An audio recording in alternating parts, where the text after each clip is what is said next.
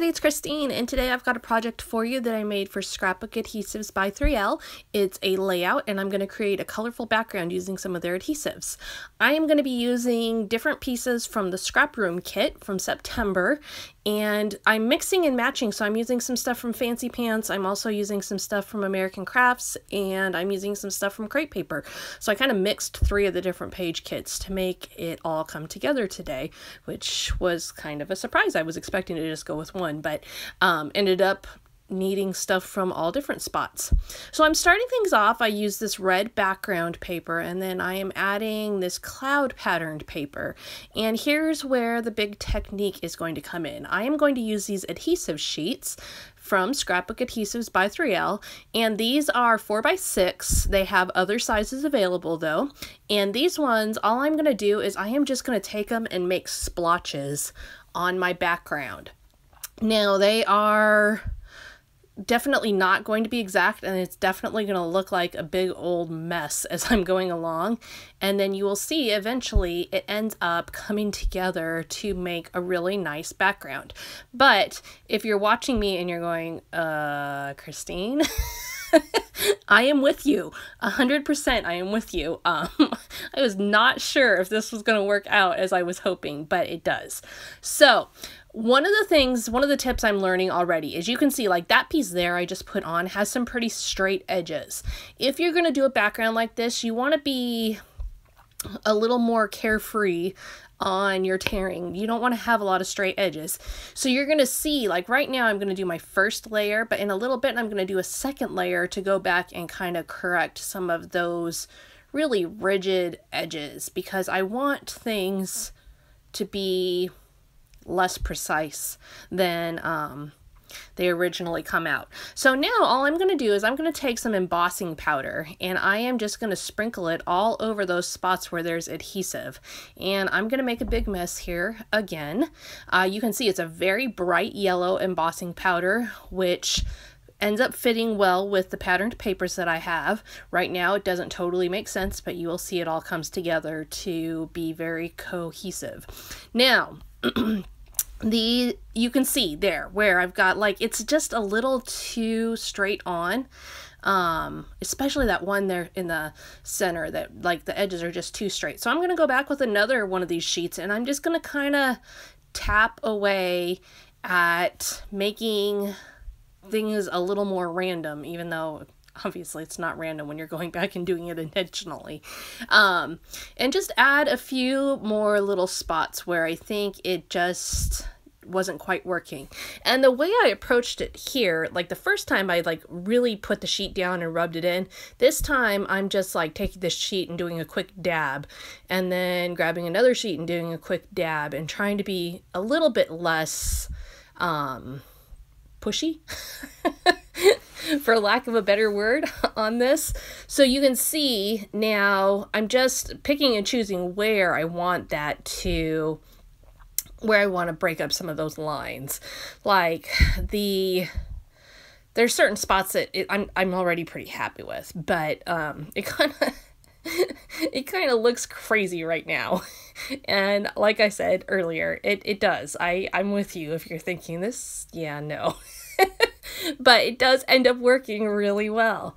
So now I'm going to go back and add on some more embossing powder to cover those areas where I put additional adhesive sheets on, and get all of it covered, and then I'm going to go ahead and heat dry it so that I can take care of that aspect of it. Now, I made a huge mess with my embossing powder. As you can see, it fell off onto my mat, and I wasn't terribly careful about it, and lesson learned there.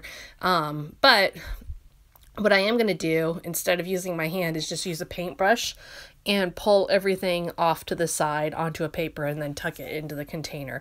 Paintbrush is a really good way because it seems to just grab stuff better. I like to do that with glitter too.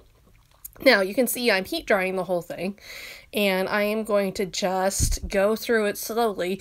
You want to be watching this really careful because you can burn your paper pretty easily if you're not careful.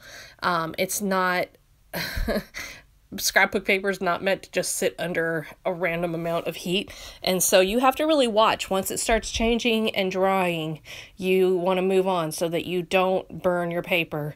These things are hot. I mean, really, really hot. Way hotter, I think, than like a blow dryer. So you don't want to you don't want to mess around. I've a couple times recently messed up things because I've gone too slowly and ended up with brown paper.